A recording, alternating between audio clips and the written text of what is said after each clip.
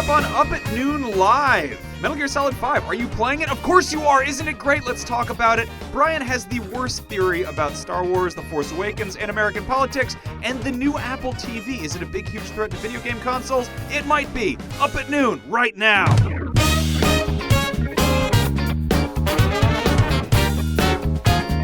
Hey, how's it going? How are you? Welcome to Up at Noon Live. What's your name? How are you? We already said that. You single? Hey, what's up? I'm Max Scoville. This is Brian Altano. Hey! We're doing Up at Noon Live once again. This is our 5th episode. I feel like we've kind of gotten in the swing of things, and by kind of gotten in the swing of things, I mean we are officially broken men. Which means that we will come at you a little bit less like, like TV hosty guys, and more like people who just want to hang you out walked now. in on hanging out next to a pair of boots. This is a good time to be alive. We 5 weeks in on this show. It took us a long time to launch the show, but we're here now. It's very good. We're not sponsored by 5 Hour anymore. Very, very big thanks to those guys for helping us through our first launch month. But the training wheels are off. We're in the 5th week now. We have a new sponsor, Horse Boots. Horse boots. Those are boots for your horse. Horses. We got a pair right here. A lot of equestrians will tell you horses have 4 different legs. Yeah. And they need to put a thing on the end of them. Literally impossible to screw that up. You can put a shoe on any one of the legs, not the tail. So anyway, you can see the horse boots there. Thanks, Max. Anyway, so we're live. If you guys are watching at home, we're on Twitch. We are on YouTube. We are on IGN. We are keeping an eye on the hashtag Up at Noon on Twitter. We are on PS4, Xbox One, and Roku. Yep. That's really exciting for me. It's really weird to like come home I have a PS4. I turn on my PS4, and sometimes I'll just be like, let's check out that old IGN app, and I'll just pull it up, and then there's like a picture of me, and I'm like, you would love. It's a weird thing. You would love mirrors. Mirrors are terrifying. I don't like them in my house. They're a gateway to ghosts. I don't know if you knew that. So what is this show? This is a weekly comedy variety show. You guys tune in. You ask us stupid questions. You leave comments. We talk to you guys. We talk about news. We talk hang about out. stuff that we like, which clearly is dumb toys. We got to decorate the set ourselves this week, and can I say, we are really good at that. I want to strike these shoes right now. Get the shoes out of here. That's a film term. Okay, so here's a piece of information that I thought was rather amusing. There is a rumor floating around that WB wants to put more Batman in Batman v Superman: Dawn of Justice. Hold on, can we try to make these faces behind us right here? Hold on, wait. Other way, turn the other way. Wait. Did we do it? Did it work? Anyway, I like that this is a rumor. Like, allegedly, they're going to be taking Ben Affleck and putting him in more scenes because apparently his Batman is real good. Yeah. They've already announced they're going to be giving him a solo Batman movie, which sounds interesting to me. I like Ben Affleck as an actor, as a director. I think he's an interesting dude. I think that he can really play up that sort of angry playboy billionaire, which is sort of what Batman is. Yeah. What I also think is really funny is that people are remotely surprised that a movie that has Batman given first billing, which is technically a sequel to a Superman movie. I mean, Batman v Superman: Dawn of Justice is basically Man of Steel 2, for all intents and purposes. Like, that's kind of how they announced it. That's kind of how it was marketed. And people are like, wait, they want to put more Batman in there? Well, yes, it says it right there. First word, Batman. Also, Batman just seems to do better, Like, Just hold on. You can say it. Okay, people like Batman better. Batman is better because Superman kind of sucks. Superman, yeah. Just get it out. Just get it out of the way. He kind of sucks. You're biting your tongue. You're holding back. We're in the 5th week of the show. Let's just get it out there. Superman, not that great. Easy target. A lot of people are sort of like, he's boring. Sure. And he's a political figure. He doesn't have a lot of depth. Now, here's the thing. His backstory's I don't want to say that everything Superman's been in has sucked. There's some great Superman stuff out there. Incredible N64 game.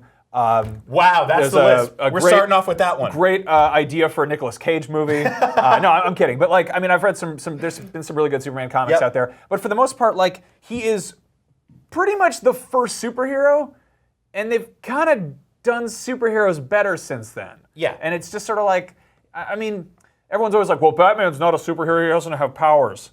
And it's also like, well, he's rich. He's not. That's his power. He's a rich man, and he's angry. This is kind of the weird thing about superhero movies, right? Is that they were designed by men like 100 years ago, right? And they were just like kind of funny little drawings for newspapers that ended up becoming these multi-billion-dollar movie franchises. And all of the ideas that began with them had to translate to now. So let me put it this way: Superman, when he's pitched, he's more powerful than a locomotive. Yeah. We have a lot of stuff that's more powerful than a locomotive. A train is not an impressive thing anymore. When Superman was made, the ability to jump buildings in a single bound. He didn't even fly originally, he just jumped really high. I know. Bigger than a bread box, you think about it, like, they called him. He first appeared in Action Comics. Batman first appeared in Detective Comics, and I feel like the concept of action has changed a lot in the last better part of a century, whereas the concept of detective work stays kind of fundamentally the same. Yeah. Like Batman has high-tech gadgets and stuff, and you can always kind of adapt that and be like, oh, he's got a computer truck now, or oh, his batarangs have little cameras on them. And you know, Superman gets a job at Grubhub or whatever. Like, he's got to work for an app these days. Newspapers are falling out, magazines are falling out. You're right. He doesn't really scale as well to the present, and you're totally correct in that Batman can just be like, here's new tech. Like we see him like in this. He's got his old rubber costume here. But there's scenes in the movies where he's in this like awesome metal suit. I don't know how he's moving around in that thing, but he's deflecting tank shells, and all these guys are trying to punch him and stuff like that. It makes sense. His stuff scales to the now, and Superman's just sort of just like this guy with a cape, and it doesn't work as well. I mean, he's archetypal. He's a mythological figure. I think that Superman can have really cool stuff done with it if you put him in a golden age setting. Yeah. Like if you I'd love to see like live action remakes of those old awesome original like 1940s cartoons. Those would be really cool. Which I love. We asked you guys on Twitter, why do you love Superman? What did they have to say? Apparently, a few people we're kind of alone in hating them here. Superman, big fan to some people. So let's see. Mark Wasick says, because he is the best example of what we should all strive to be. Someone who always thinks first how they can make the world better.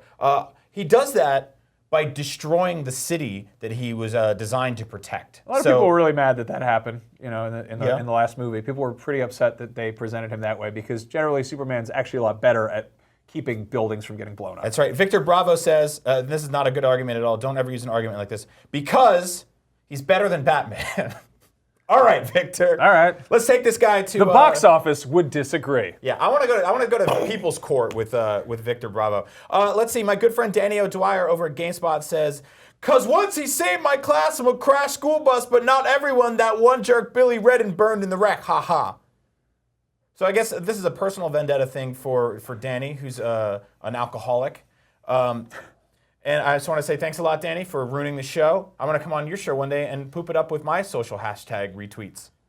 Are we allowed to say GameSpot on this show? I think we just did. You said it twice. Next up, we got a great piece of news. This is really exciting. A couple of consoles had birthdays. That's right. This is a big week. A It very is big week. not only the birthday of the Sony PlayStation, it is also the birthday of the Sega Dreamcast. Yeah. We've brought them over. The Dreamcast is 16 years old. That's right. Let's Bring take a out look. Mr. Dreamcast. Let's see how he's A doing. lot of people haven't seen the Dreamcast in a while. This is what a 16-year-old Dreamcast actually looks like. When you're Here we 16, go. Look you at this. you're experimenting with your look. I you're doing hate you, some. Dad. Yeah.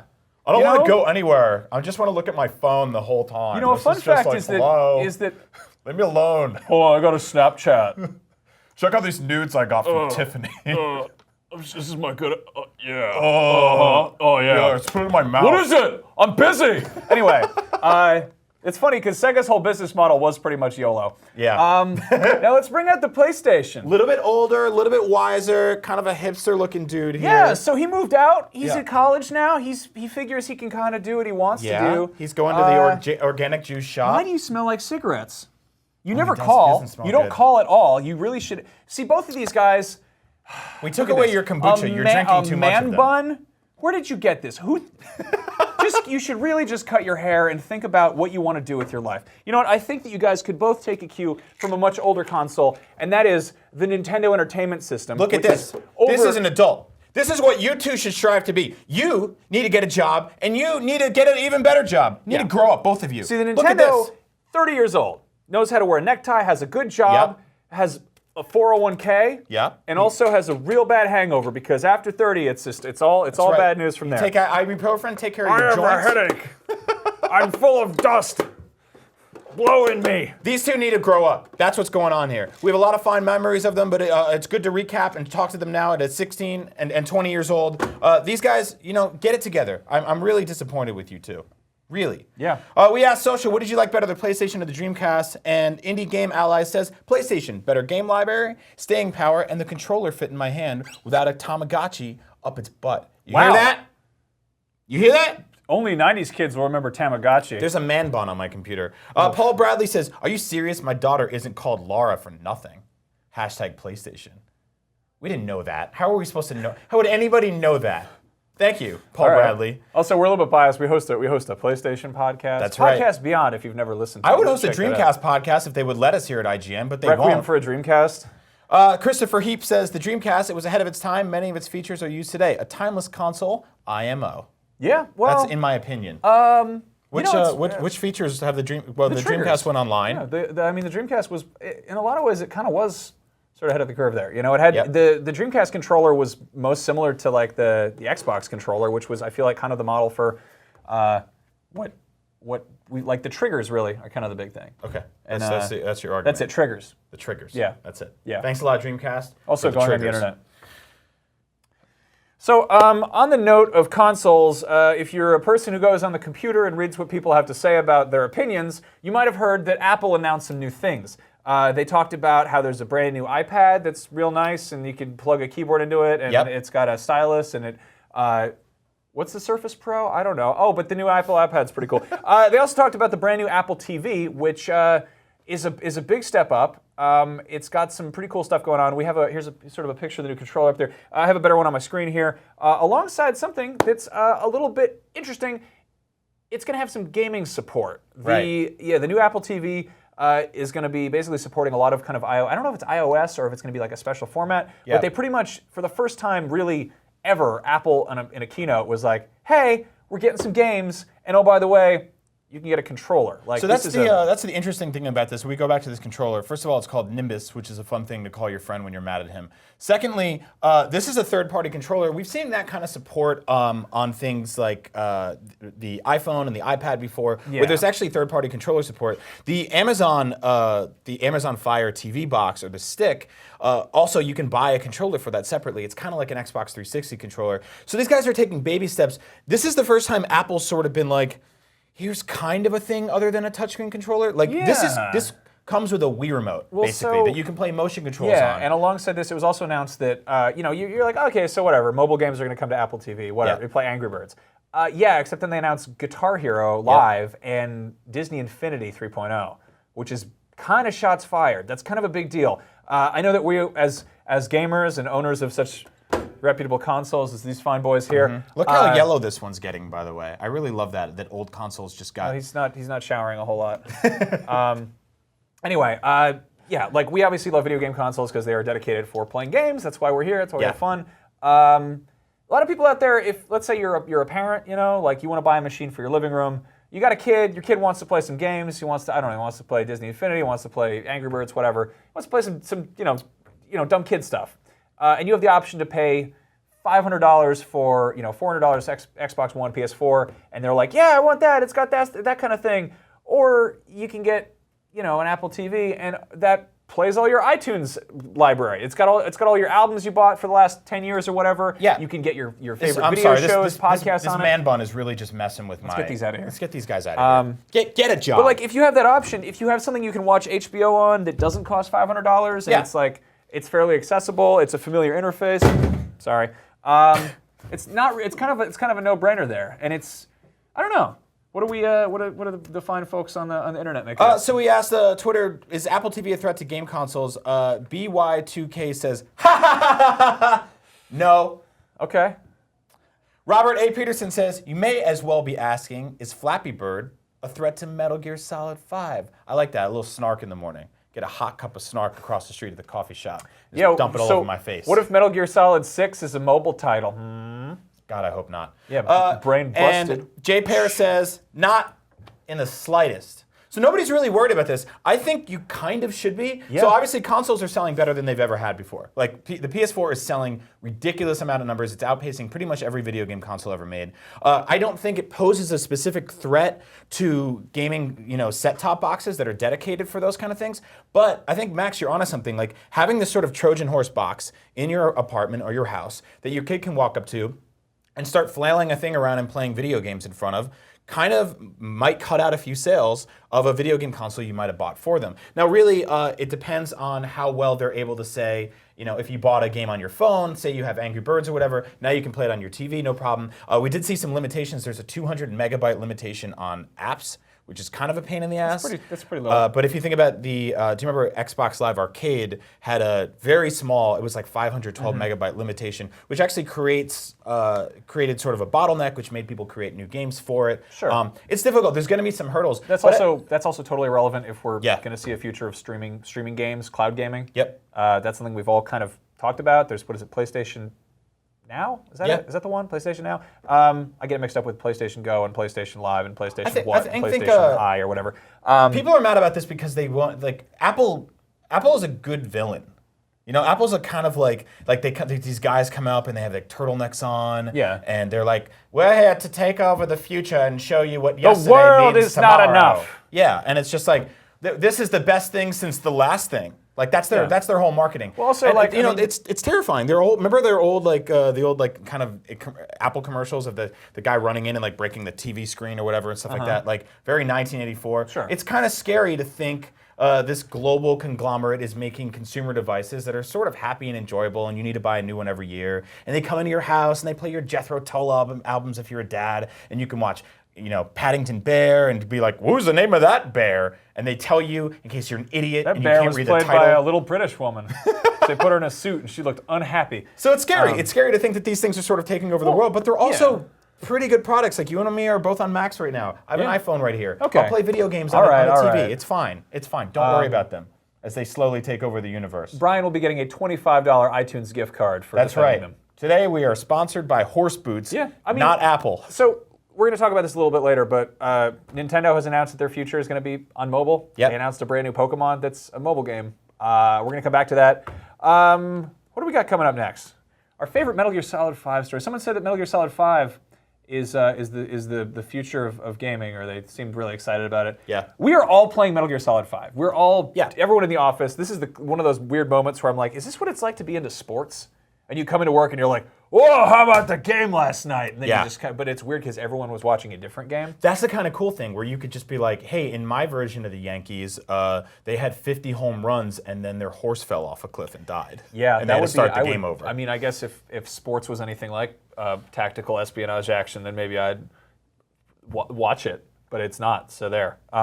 Anyway, we're all kind of making up our own stories. We're not going to get into these spoilers here. I want to avoid doing that. There is definitely a juicy story in the Phantom Pain, but it's more about just kind of you becoming your own action hero. Yeah. And the level of, like, last night you texted me. I wish I should have pulled up an image of this. You texted me your little avatar that you've made for your mother base. My emblem, yeah. It that is, you actually see on Snake's shoulder patch. And so how much time did you spend making that?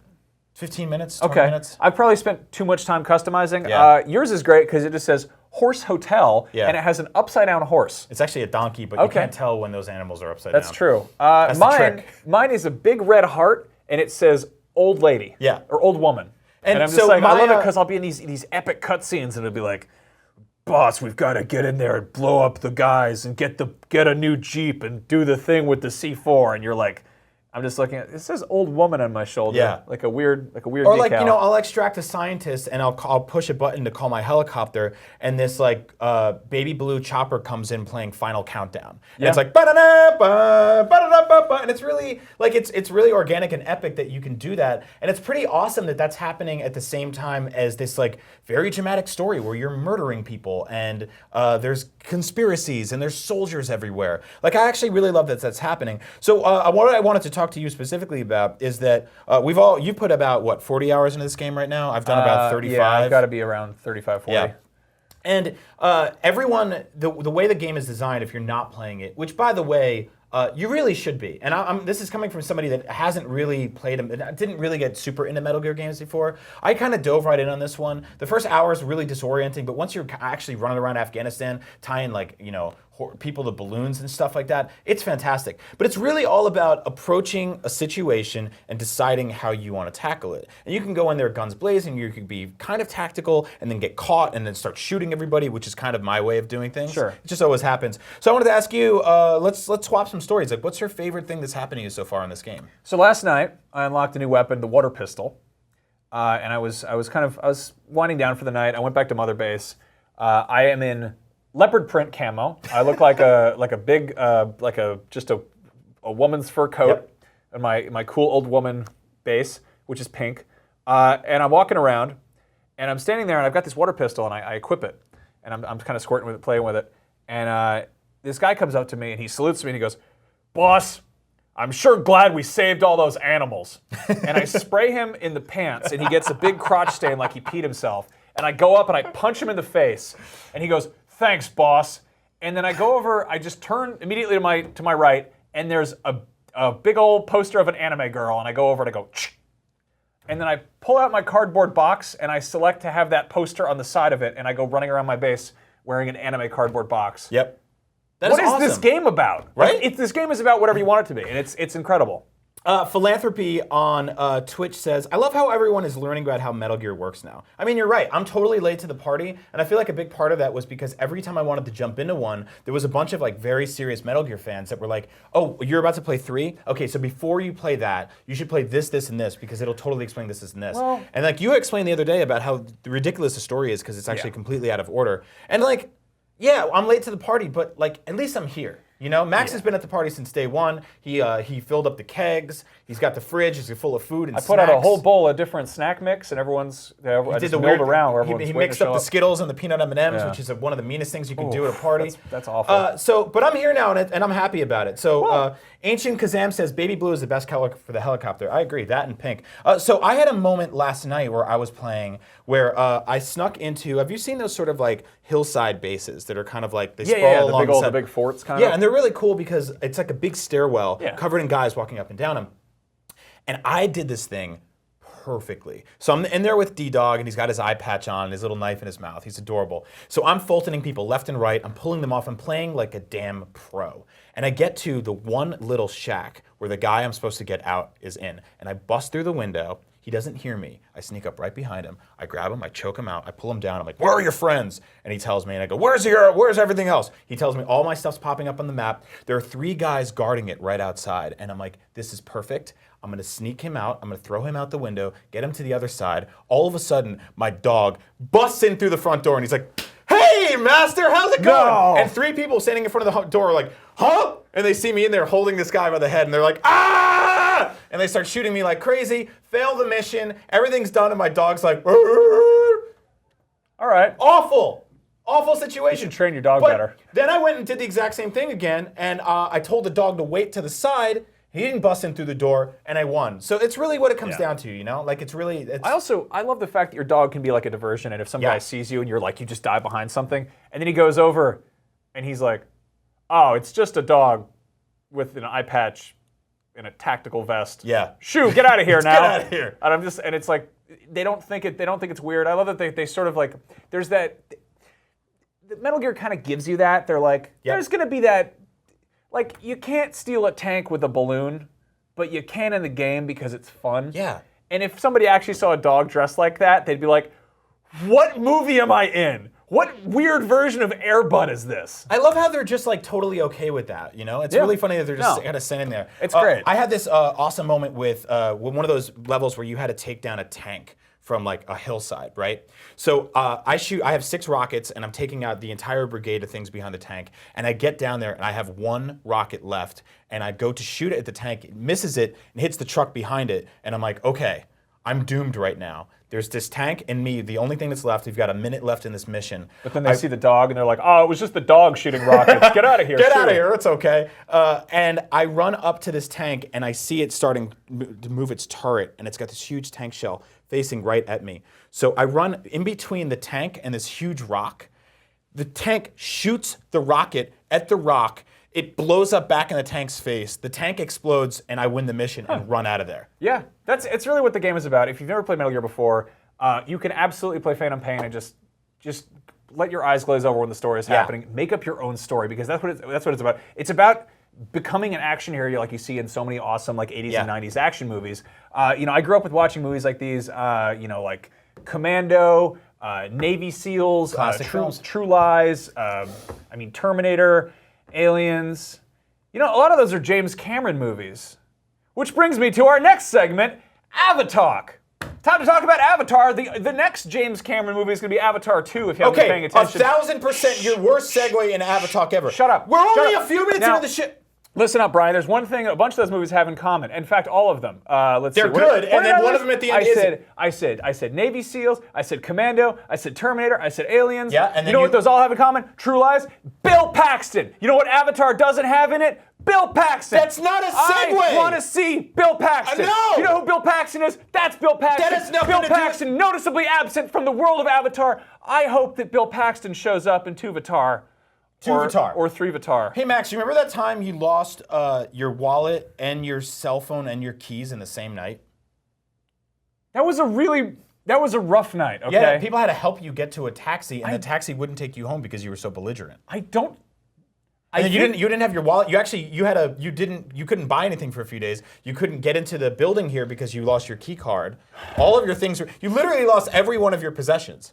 How was that? Was that embarrassing for you? Was that rough? I think I got roofied. I'm not joking. That's a real thing that happened. Great. It was really crappy. Thanks for bringing up a sore subject, Brian. Yeah, thanks for bringing up another sore subject. You don't like Bill Paxton? Garbage. I love Bill Paxton. I hate Avatar. Stop shoehorning this into every Now, what week. about this? What if Bill Paxton is the star of Avatar 2? I don't care. What if they ditch Jake Sully and they put old Bill Paxton front and center? You know who I hope the star of Avatar 2 is the garbage can they put that film script into, and then they light it on fire, and then they film that, and they put that in movies everywhere in 4D, and it's the movie event of the summer, is a script burning on fire, because I hate that film, and I hate the sequel preemptively. Shut up. This concludes Avatar. We'll see you next week. We talk about all the different wildlife on Pandora and what we'd like to see in the next film. We're not going to... I hope there's new screenshots of James Cameron directing films. You got to let this go. With his camera. I'm telling you, this is actually transcending on our friendship. This is actually moving into the territory where I have to start. There are a lot of people out there that I can find a new friend. This concludes Avatar. Shut up. Can we talk about Star Wars? Yes, absolutely. We can always talk about Star Wars.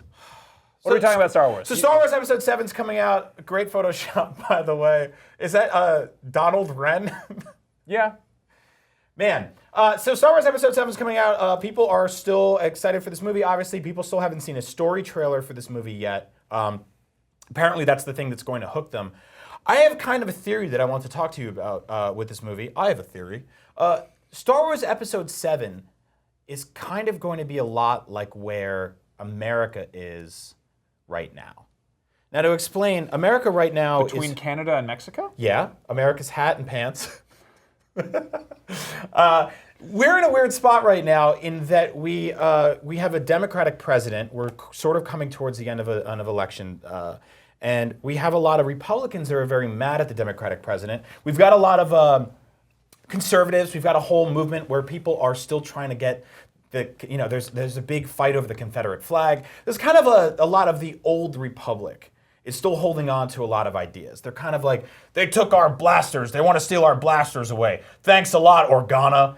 People are very mad at the situation that we're in right now, and it reminds me a lot of Star Wars Episode 7. Now, Star Wars Episode 7 is going to be post-Empire, right? Which is sort of just like Bush and Cheney are out of office. The liberals are kind of running things. They're all about that Endor kale salad and that, bantha smoothie, and they want to liberate sand Please don't people. Say sand people anymore. Don't say that. The correct nomenclature is Tusken Raiders. And it's kind of weird time, but if you look at Star Wars Episode 7, you've got a lot of these old holdouts, these kind of old conservatives that kind of lost the Civil War, but they still have the flag up somewhere, right? And they're on these little base camps, and they have these little, you see Kylo Ren getting up in front of this group of stormtroopers who, they're not running things anymore, but they're still sort of not our America. I don't think we should allow Ewoks in Coruscant. Exactly. Don't think it's right. And yeah, they're cannibals. They're old-fashioned. They're probably against gay marriage. They're against immigration of banthas and other things. It's a very weird situation.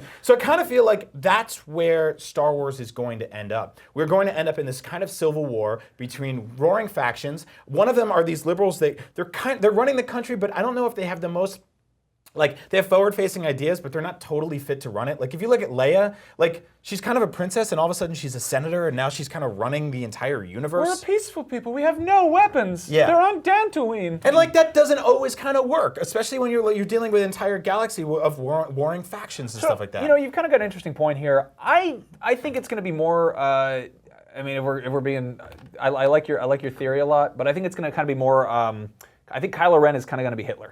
I think he's kind of be in the same way that Hitler was like, yeah, I'm taking inspiration from Genghis Khan and from Alexander the Great. Yeah. I think that he's kind of have this weird worship of Vader and be like, this is an amazing leader. We should all strive to be like him. Right. The Empire was crushed in Jedi, but we should build up, we should strengthen, we should get bigger again. And everyone's sort of like, what's going on here? I mean, we don't know anything like what he sounds like at all. He might be totally like a charismatic speaker. We might see a side of the Empire where it's not just this clenched fist, where it's really more like actually trying to get kind of locals involved. Right. And maybe it's, I mean, we kind of know that, like they're called, what is it, the First Order now? First Order, yeah. And the rebels are called the Resistance, which is kind of confusing again, because what are they resisting if they won? We don't know anything about this movie yet. Yeah. Kind of interesting. Star Wars has always had some like, you know, political themes woven in there. The prequels were like a pretty ham-fisted, you know, commentary on the Iraq War. Right. It was a little too ham-fisted. So actually, I thought about this. I was growing up. I always thought it was so stupid that Episode 2, among other things, was called Attack of the Clones. I remember when that name was revealed. Like The Phantom Menace, in spite of being a dumb movie, that's a cool name. Yeah. That sounds awesome. Yeah. Revenge of the Sith, they're kind of doing a throwback to Revenge of the Jedi. Yep. The Sith do get revenge. That is kind of in their nature. Attack of the Clones is like this corny, stupid name. Why was it called that? It sounded like an old B movie, right? I'm pretty sure the reason they called it that was because it came out in the height of anti-war. Right. Like people didn't want to think about war. They wanted to go see Padme and Hayden Christensen kissing or whatever. Nobody wanted to see it. They want to go see Spider-Man. They want to see simple kind of Lord of the Rings stuff. Anyway, Star Wars. I'm excited about that. Last week, the toys all came out. That's right. Right after we did our show. Force Friday was on Thursday night at 9 p.m. here, which was pretty awesome for me because I had finished this show for the week. There we go. I had finished all my adult responsibilities. I don't have adult responsibilities. What did I knock over back here? You lost a head. And you know, it was cool. I was sitting there on my laptop in my apartment, and I went online and I bought some toys. What'd you get? Whip 'em out. So speaking of First Order, I got the First Order Stormtrooper Black Series, which you and I went to Star Wars Celebration, and we were really geeked out about these toys because they were like very special edition, and they were selling for like $100 on eBay. All the Comic-Con stuff's really expensive. I bought Finn, who I really love.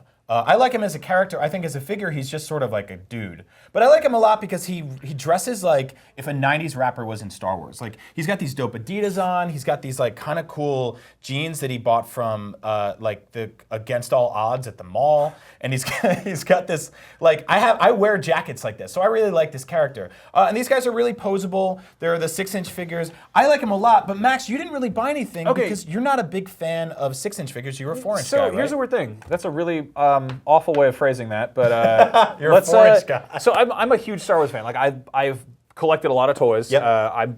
Even when I didn't have the money to buy them, I kind of obsessed. I would read, these Star Wars collecting sites, and I'd kind of just track everything that's You got like coming out. Toy Fair magazine and stuff. Yeah, right? totally. Yeah. I got an image here of the kind of, this is the basic like 4-inch figure line that we're seeing. Handful of them right here.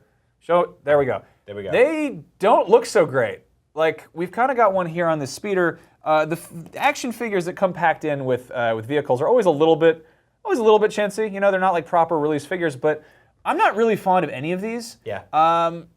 They're a kind of a massive step backwards. As you can see, like, this is, like, they've got these weird straight legs. There's not a whole lot of paint operations going on here. Let's have like a little history lesson in Star Wars and what the importance of the 4-inch figure is. Sure. You can take a quick nap if that sounds good to you. No, I want to pop off with a real quick note from Desky Fam on Twitch, which I think will help drive your conversation here. He says, "What is the point of you guys getting the toys? You're adults. Will you actually play with them, or will they just sit there on your desk?" Okay, like, well, you can see some of the stuff that, yeah. A little of both. I don't know. It's like I'm not going to them. be like, yeah, they're fighting, but like, I'm going to pose them. I'm going to like create little fictitious scenarios in my head where they're meeting for the first time. So let's get these guys out of here. Stop that. Okay. Star Wars. A lot of people don't realize this. Star Wars is massively influential in the world of toys, just as a thing, because in 1977, Kenner basically kind of revolutionized the way action figures are made by making 4-inch figures. Yeah. These were, like Star Wars was the first series of 4-inch figures to really take off. And since then we've gotten, G.I. Joes, and it was just, think of everything that's been in that scale. It's been that size. And they're great because they're affordable, At that size, they're smaller. Little kids can carry them around. You can get a whole lot of them and fit them in a big box. I kind of grew up in the 90s, so I had kind of the modernized version. Yeah. These ran from 1977 to 1985. They had a series of toys for every movie. They had, A New Hope and Empire and Jedi. And then they had a series called Power of the Force, which kind of rounded up a bunch of weird aliens. And then we got Power of the Force 2, which was started up in 1995 when we started getting close to the special editions. And this is all right. It was fun. And they gradually started kind of iterating on it. And as kind of we went through the prequels, they started really changing the way the figures were made. This is from the Vintage Original Trilogy collection, and it's got a whole lot of articulation. He's got ball-jointed knees, ankles, a lot of posability, and like a ton of detail. Like they really, look at the difference between these two. Yeah. I mean, that's a matter of, I don't know, what, 20 years, something like that. And what about price? Are they kind of similar? So, I mean, if you scale for inflation, these, I don't know what they were. They were like $3 in the 70s, 80s. Here's another one. This is kind of the most recent Boba Fett they've done in this scale that's has the detail to it. They've got one that, like the Force Awakens figures, has, like, let's compare these. This guy's got ball-jointed everything. She's got little weird bendy legs that kind of sort of do stuff. Like, I don't really like that posing. Yeah. The paint operations, it's a pretty clear, step backwards. Yeah, I was actually going to add to that. The one thing you're not really picking up in this camera right now is how great the paint looks on these older figures. Yeah. These actually look pretty good from a distance, and this is why it's easy to buy them on Amazon and be like, this is a really cool toy.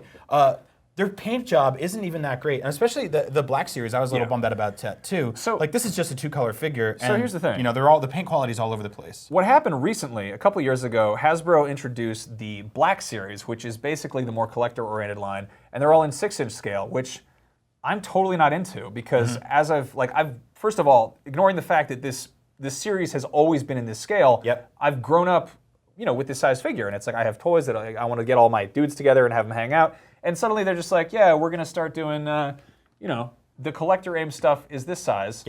And like, I'm not feeling it because here's the thing, like they've sort of experimented with the different scales. This was there are so many Boba Fetts on this set right now. And these were like these statues. This is kind of to compete with like the McFarlane Toys type stuff. As a somewhat adult, if I want like, high-end collector stuff, I can, shell out for a nice 12-inch Sideshow or Hot Toys. And if I want, something kind of hokey, I can get one of these Jakks Pacific ones. But really, and this is such a dumb baby complaint. I just want the 4-inch figures to kind of like maintain the quality they were at. There's a lot of reasons that's not happening. You know what I want? I want this Toy Story movie, where it's just like 100 different Boba Fetts. You need the Hot Wheels too. That's how they get around. Yeah. Man. Okay, you have a problem. I cover my desk with Boba Fett's. Why do I buy toys? So Max is holding off on buying some new Star Wars toys for now. I'm not. I'm all in. I'm a big fan of this guy right here, this little BB-8 that we got. Adorable. He's got a little magnetic head. I just love this thing. This is actually, Max, you want to pull up the BB-8 we made? His head fell off. Both of them have a problem with the head. It's true to real life. So this is the Sphero BB-8. It's $150. You probably saw commercials for this everywhere. Now this is the BB-8 that we made. I want to say. So here's a pretty. This is a good way to tell if your BB-8 is a bootleg. He's doing that scene from the movie where he tilts behind the doorway. Yeah, like a great indication is if one of them is made out of a volleyball, it might not be an official licensed property. However, both of them do have that head problem. There we go. Here we are playing with toys as adults. Goodbye. So that's the Sphero BB-8. He's awesome. On it. What? Yeah, there's bugs on it. That's disgusting. That is really gross. Like we went on Twitter and we asked, would you rather have large or small action figures? Eric says, small so you can have a lot more on display in your room or wherever you put them. Emperor Grunfield says, large, big enough to hug. That's good to know. Max, we've talked enough about Star Wars. You're doing that right through there. What do we got next? So I guess we're doing sort of like a physical component episode today because it's something more pleasing about that. We get a lot of weird video game swag. Like swag, all companies do this. If you go to any kind of trade show, if you go to like a sliding door trade show, there's going to be companies where they're like, hey, remember J&R sliding glass doors. Here, take a small flashlight. It's got our phone number on it. Yep. Like you go to a pharmacy, they're going to have little pill cases that have their phone number on it. Video game companies are no exception, and they will frequently make branded promotional crap to give away at trade shows, or they'll be like, hey, you checked out our game at this press event, have this thing. And sometimes it's like a flash drive that's got videos of the game on it or whatever. And sometimes it's like a little bit more schmoozy, and it's like, we sent you a collectible statue. We've got a life-size Witcher statue in the lobby, which is like, we had to literally cut it in half to get it inside the building. Video of that somewhere. It didn't fit in the elevator. I kind of went around the office and just cherry-picked some really stupid stuff that's just either stupid or just kind of weird. This is my favorite. This is Metal Gear Rising Pop Rocks. Why? Yeah, I don't know. So it says explodes on tongue. Was that a thing? Was that a thing in this game? No, not at all. No. Okay. So I don't get it. It's weird. Yeah. It's pretty cool. It's cool. Like it's not stupid exactly. It's just sort of like what's the I will point? add, like none of this stuff's really bad. It's just so strange. Now you want something really strange? Here is DC Universe Online lip balm chapstick. Yeah, you remember when that part in that game? No. They sent this to me. It showed up. I don't know how they have my address. It was like right after I started working here. I don't get it. It says tamper sealed twist to break. I used it. Which you did. You did use it. I had chapped lips. Yeah. This is cute. I like this. I think I get the idea here. It's a Dark Souls 2 stress ball. That's great. They didn't really go too far. They just literally put a Dark Souls 2 logo on a skull.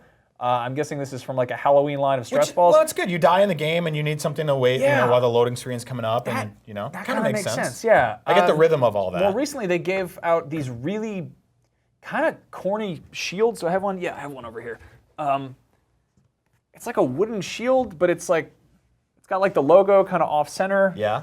I could probably make something like this. It's got these little brackets on here.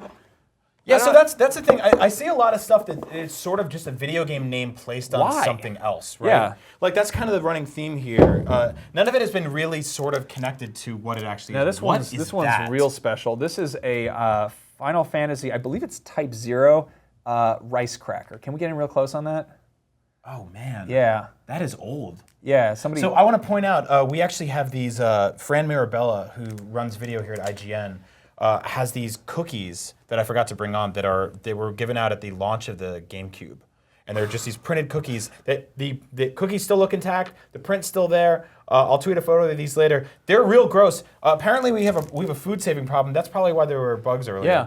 Kind of on the flip side, Rockstar always does really incredible swag. They gave out. For GTA 5, they gave out magnetic oven timers that look like the dials on safes. Yeah. So you put it on your fridge, and it looks like you're robbing your fridge when you go to set like a pot roast or whatever. Yep. They also gave out paddles for Bully. Here is a pill case.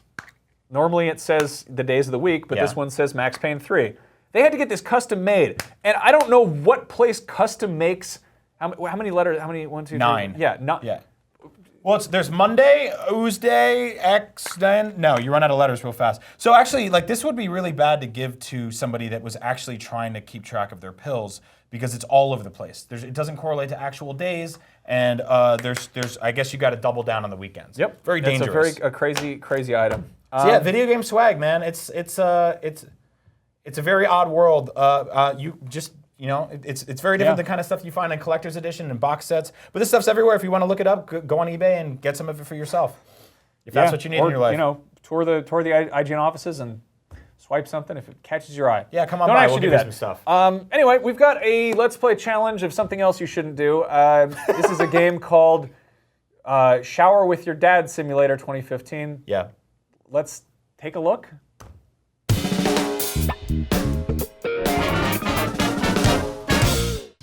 Hello, everybody. Max and Brian here. But you already knew that. We're here for the Up at Noon challenge. This time around, it's Shower with Your Dad Simulator 2015. With the catchy old tagline, do you still shower with your dad? We should specify this is a video game. Max and I are not actually doing a physical challenge with our fathers today, because that's weird. Yeah. So I don't really actually know how to play this game. Normally we're like, hey, let's try to do X, Y, Z in a game. Yeah. Because that'll be funny. This time around, we're just like, what could possibly go wrong? Well, let's find out. I gotta point out, this came out the same week as Mad Max and Metal Gear. This has been a great week for video games. Yeah. So Enduro Dad or Dad Lord? Let's do the Enduro Dad. Okay. So Shower with Your Dad Simulator is the new video game in a long series of new video games that prove that we might actually have too much freedom. Let's go to Richard and Lefty, Johnny and Robin, What about, Thomas I think Johnny and Magnum. Robin. He looks like Satan. Yeah, let's go. Let's take the. I don't mean to offend any redheads in our audience, but that's That's actually WWE's Sheamus. There you go. They paid him a lot of money for this. Lather up here. All right, so our challenge today is to not shower with our dads. This is gonna be really hard because okay, we literally already failed the challenge. This is the point of the game. So you're trying to go and shower with your dad. Yeah, so don't You shower don't with. shower with. Oh! You showered with the wrong wrong dad, and that's a big problem. Big problem. Wow, 6 consecutive dads. All right, why don't you take a. Okay, take how a we swing working at this You here? just use the arrow keys. That's all you got to do. Which you want to be, Thomas and Magnum or Richard and Lefty? Which arrow keys? Once the game starts. Here, let's put you as Thomas and Lefty. Okay, you ready? Yep. You play as that little boy there. This guy here. So this game is actually against interracial dad showering, which I'm not exactly. It's a weird hill to die on, but I feel like it should be equal opportunistic. The redhead guy has a blonde child, which is sort of like. That's like the True Detective season 2 a little bit. Yep. There's also no moms in this game or daughters. I'm all about. There's a new movement now, and I'm totally for it about having more female representation in video games. We're not really seeing it in the shower with your dad. Oh, I knocked over that sign. I should not have done that. That's a true challenge. Correct. They got weird little donks, I gotta say. They sure do. So this does seem. Get out of here, you wrong dads. dads. Seem to be getting a little bit more crazy, a little bit more challenging. Do you think anything odd's gonna happen aside from everything that's happening? Whoa, almost. Yeah, You knocked on that dad's door and almost got in his shower by accident. I like that it's the spacing of the showers is very unusual. Those are barely showers, by the way. There's puddles now. Yeah. 33 dads. Oh! Whoa! I almost slipped into the wrong shower. Almost dadded with the wrong shower this is there. Where it gets interesting. That's when right. You start sliding around and I tried to sneak behind Seamus' shower. He almost got me. Hold on. So let's towel off. Let's see what a different mode looks like. Didathlon? I think Dad Divisions is a. Okay. Son, what happened to the illegally parked frog? What, Dad? It got towed away. Weird time for corny jokes, Dad. We're here showering together. It totally is a dad joke. So what do we? I'm playing as the dad, I think. So we're playing co-op. Okay. So I think two sons? All right, let's try this. Whoa. Okay, so you're moving. What? Here, click him. Yeah. Nice. Oh, I'm reaching. I'm using my long arms. This reminds me of like Sticky Bear Basket Bounce. Yeah. Old weird bad games that I played in computer class. Wait, what? Wait, so I thought we had to let those dads die on the floor because they're not our dads. Let's try that again. Okay, apparently we have to get all the dads with their big long. Oh, I guess it's normally competitive, but we're just bad at the game. Just like every game, really. Wrong dad. No, you're not supposed to do that. I really feel like video games have too much freedom, man. I think we've gone too far. Is this the last game? Like the fact that this and Metal Gear Solid 5 came out the same day. Oh. Do you think that's it? Do you think it's really we've just reached the end of games? Yeah. So like we've reached the apex in either direction. If there's any confusion, we've got Shower with Your Dad Simulator 2015, Metal Gear Solid 5 coming out the same day, and then if you really that wasn't enough for you, Fallout 4 is coming out in like a month and a half. Mm-hmm. And on the same day as Fallout 4 is Take a Big Deuce with Your Aunt. Yep. That's it. We're gonna get in a lot of trouble for that. Well, hey, but we didn't make this game, so call the cops. Don't actually call the cops. They get real mad if you call up. You're like, hey, police, someone made a game about showering with your dad. That's actually a perfectly justifiable thing to call the cops about. All right. Well, don't you think? I mean, it's not really my place to judge. Okay. Might be a European game. Anyway, on that note, up at noon, every week. It's the thing we do. See you guys in a minute. See you soon. Goodbye. Don't shower with your dad. Don't shower with the lights on. Makes it more romantic. Really? It's dangerous. You might slip in the soap.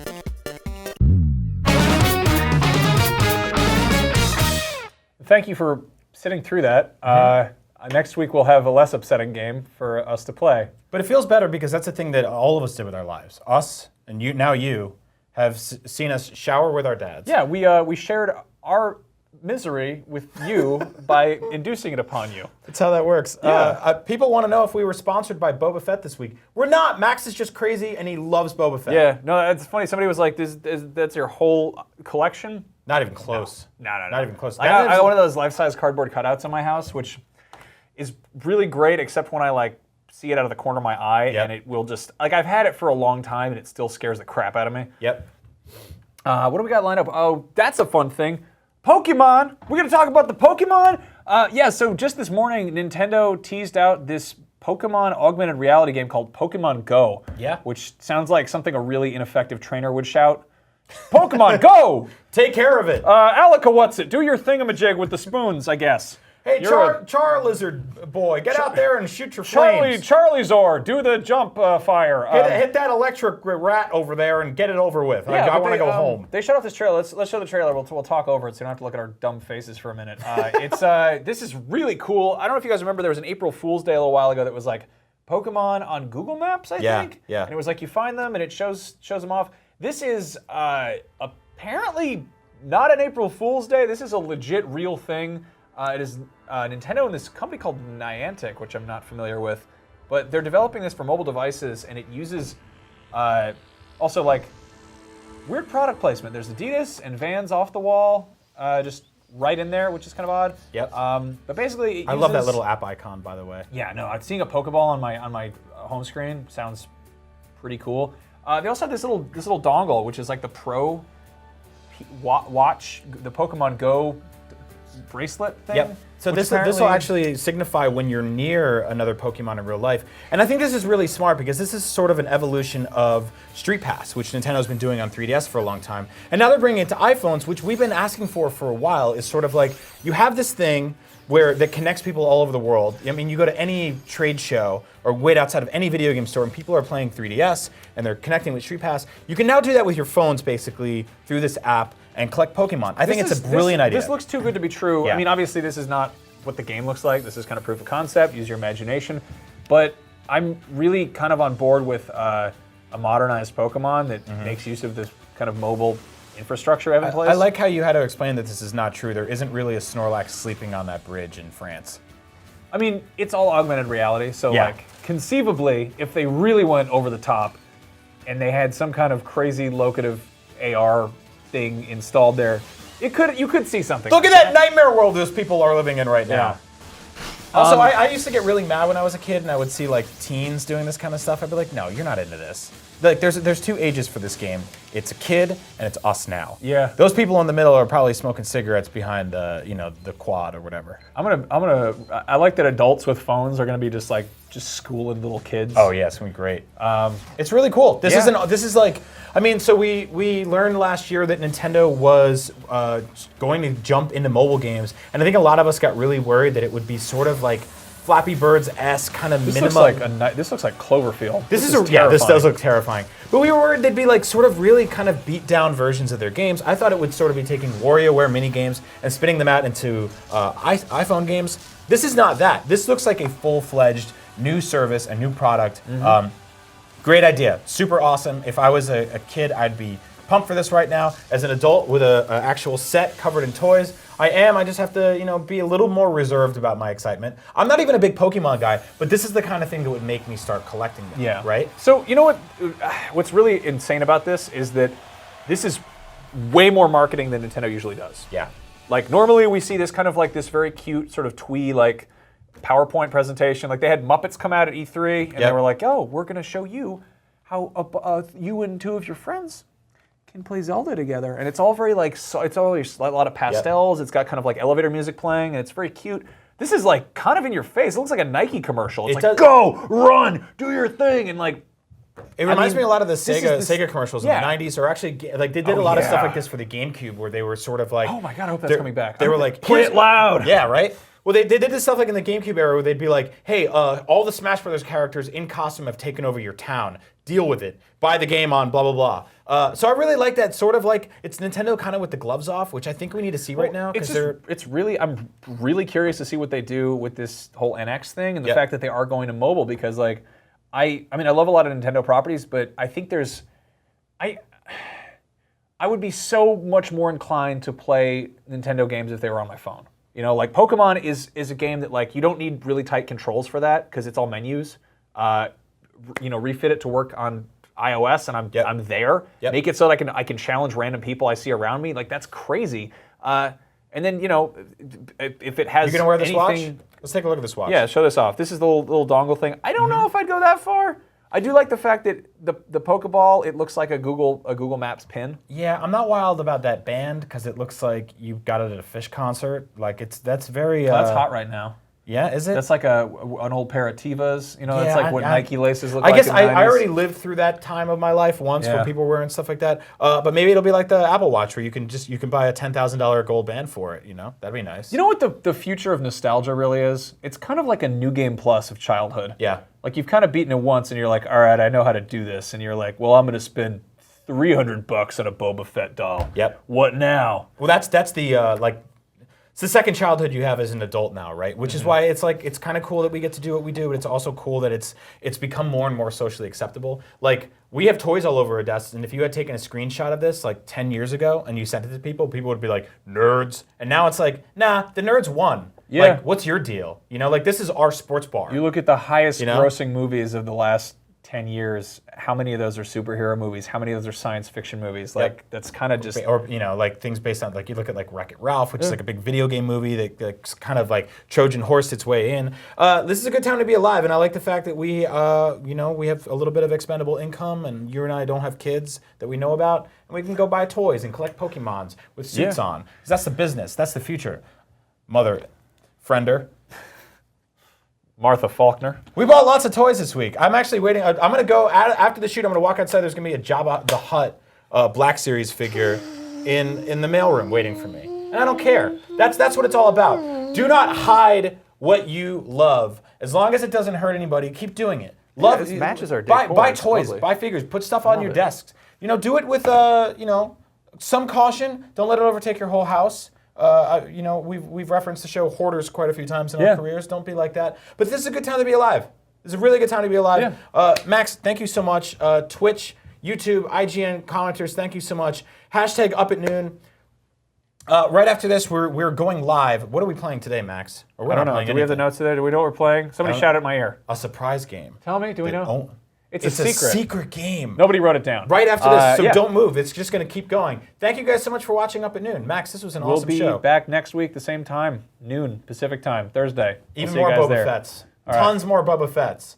Let's run some animal movies. Check it out. Show it off. Good night, everybody. Bye. In the middle of the day.